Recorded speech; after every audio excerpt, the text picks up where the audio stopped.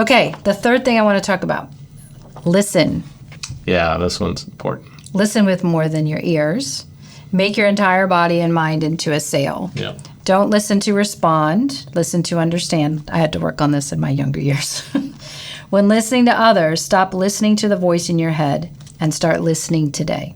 Yeah, I mean, this one is so critical. And you'll notice that all of them end with a statement about today, because it's all about, like, win this day with these things. And so don't think about, like, a year from now I'm going to learn to listen. Mm-hmm. Listen today. Yeah. Practice systems thinking today. Team first today. Right. So all of them end this way. And the whole deck is called today. Mm-hmm. But listening, man... we could talk for hours and hours and hours about listening. It is something that we're losing as a society, the ability to just listen to each other, and be curious. And like, even if somebody's saying something completely insane, like, I want to understand what they're saying before I respond to it, before I decide how I feel about it or think about it. Right. I want to understand it. Right. And this helps in so many different areas.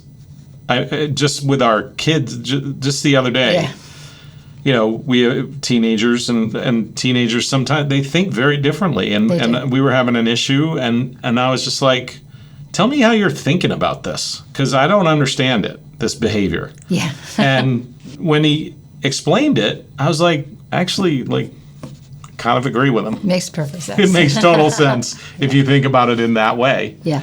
And so listening is just, it's like one of these things that you can have Michael Jordan level abilities with. But like dribbling, like Michael Jordan, like a 5-year-old can dribble a basketball, and then Michael Jordan dribbles a basketball. Well, they're both dribbling. Yeah. But one of them is like, wow. Yeah. Listening's like that. It's like, it's for our entire life. It's all the time, and you can get extremely good at it by practicing it. Yes, I want to talk a little bit about what it looks to practice this, because this was something I actually worked on when I was younger. Because I would find myself in meetings and in other situations, and I would be listening, but as I was listening, I was formulating my response. Totally. And so I wasn't actually listening, I was responding, and I was listening to the voice in my head rather than the voice of the person who was speaking to me. Yeah. Right. And that's a big difference. And I think one of the ways you can practice better listening is to, A, slow things down, B, ask more questions of the person who's speaking before you respond to make sure you're actually understanding them. Yes. Right. And I also think we need to disabuse people of the idea that hearing something is listening, because they're totally different things. Totally different.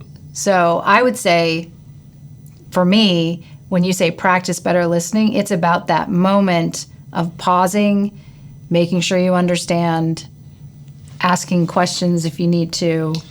Yeah, and so that I mean, since you kind of opened it up a little bit, I'll go into some pet peeves. I mean, still today, many of the organizations that I've worked with that teach quote unquote listening skills, they teach these very superficial listening skills, like I statements and repeating back statements and questions. And it's like any of those things, if your intent is not to truly listen to understand, any of those things can be manipulated. That's right. Right? Yeah. So you see beautiful non-listening by lawyers in a courtroom because they have an agenda. Yeah. Right? They have a specific goal in mind and an agenda. And so when they're asking questions, they're not really asking questions, right? And so many questions that are asked today are not actually questions. They're statements posing as questions. They're statements dressed up as questions. Yes.